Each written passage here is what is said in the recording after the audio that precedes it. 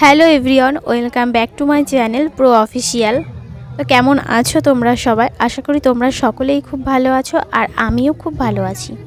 তো সেদিন আমরা চলে গেছিলাম 2025-এর বহরমপুরের খাদি মেলা।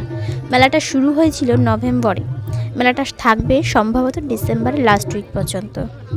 খাদি মেলায় প্রত্যেকটা জিনিসের বেশিরভাগ জিনিসই ছিল হাতে তৈরি। তো প্রথমেই চলে গেছিলাম শাড়ির স্টলগুলিতে। এক একটা শাড়ির দাম ছিল 4 থেকে 5,000 করে। আসলে প্রত্যেকটা শাড়ি এত সুন্দর করে হাতে তৈরি, তাই দামটাও একটু বেশিই ছিল।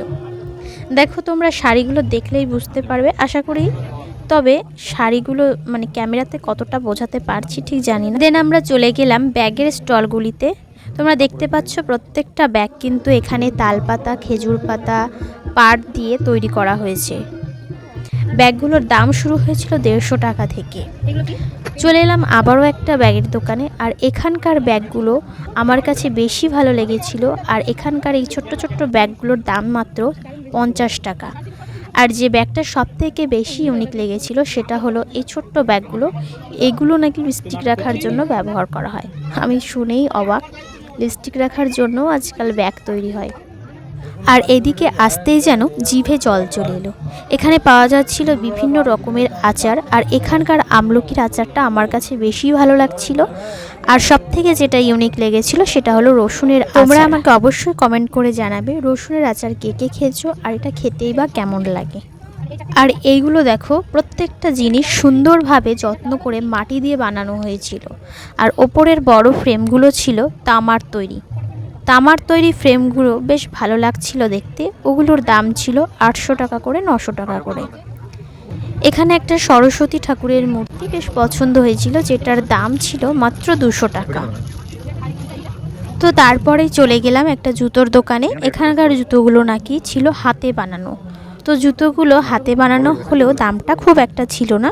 জুতোগুলোর দাম ছিল মাত্র 200 টাকা, 250 টাকা, 300 টাকা করে। তো তারপরে আমরা চলে গেছিলাম অক্সিডাইসের দোকানে। এখানে শুধু অক্সিডাইসই ছিল না, আরও বিভিন্ন রকমের জুয়েলারিও ছিল, পাথরের তৈরি নেকলেস আরও ইত্যাদি। দেন গেলাম এইখানে। আর এই ড্রেসগুলোকে কে কী বলে আমার ঠিক জানা নেই, তবে ড্রেসগুলো দেখতে ভালো না লাগলেও পরলে কিন্তু বেশ ভালোই লাগে। আর এখানে বিক্রি হচ্ছিল হাতির দাঁতের তৈরি, কাঠের তৈরি জিনিস, যেগুলোর দাম ছিল অনেকটাই বেশি। আর এই যে গয়নার বাক্সটা দেখতে পাচ্ছ, এটার দাম ছিল 900 টাকা। আর হাতির দাঁতের একটা চিরুনির দাম জিজ্ঞাসা করেছিলাম, যেটার দাম ছিল 400 টাকা। কাঁথা স্টিকের সব জিনিস, আর এইগুলো কাঁথার স্টিকের চুড়িদারের পিস, যেগুলোর দাম ছিল 400 টাকা থেকে শুরু হয়েছিল। এগুলো ছিল কাচের তৈরি জিনিস। এগুলো বেশি প্রায় সব মেলাতেই দেখতে পাওয়া যায়, যার কারণে আর দামটা জিজ্ঞাসা করা। চলে গেলাম এখানে, আর এখানের জিনিসগুলো ছিল সমস্ত কিছুই সুতো দিয়ে তৈরি করা। এই যে নেকলেসগুলো দেখতে পাচ্ছ, এগুলোও ছিল সুতো দিয়ে তৈরি করা। আর যে বড় বড় ফটো ফ্রেমগুলো দেখতে পাচ্ছ, ওগুলোও ছিল সুতোয় বোনা, হাতে তৈরি। আর এখানে একটা চুড়ির দাম জিজ্ঞাসা করেছিলাম, যেটার দাম ছিল কিনা মাত্র 50 টাকা। সেটাও ছিল সুতো দিয়ে হাতে তৈরি। আর এখানে মেলার মধ্যে হচ্ছিল বাউল গান। তো ওখানেও বেশ কিছুক্ষণ দাঁড়িয়ে দেখলাম ও শুনলাম। তো তারপরেই চলে গেলাম এখানে, যেখানে ছিল কাঠের তৈরি ও বেতের তৈরি জিনিসপত্র, যেগুলোর দাম ছিল 6,000, 7,000 করে। তারপরে দেখো চোখে পড়লো স্কার্টগুলো, যেগুলোর প্রাইস ছিল। তারপরে আস্তে আস্তে চলে এলাম নার্সারির দিকে। আর এখানে বেশ অনেক রকমের গাছই ছিল, আর আমরা নিয়েছিলাম 2 রকমের গাছ। একটা নিয়েছিলাম টপসহ স্ট্রবেরি গাছ, যেটার দাম পড়েছিল মাত্র 80 টাকা।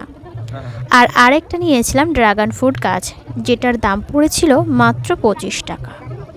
তো ওই দুটো গাছ নিয়েই আমরা মেলা থেকে বেরিয়ে পড়েছিলাম, আর মেলাটাকে ঘুরলাম, বেশ ভালো লাগলো। তোমাদের কেমন লাগলো অবশ্যই জানিও, আর ভিডিওটা ভালো লাগলে অবশ্যই একটা লাইক কমেন্ট করে দিও। আজকের ভিডিও এই পর্যন্তই, দেখা হচ্ছে নেক্সট কোনো ভিডিওতে। চলো টাটা, বাই, সবাই ভালো থেকো, সুস্থ থেকো।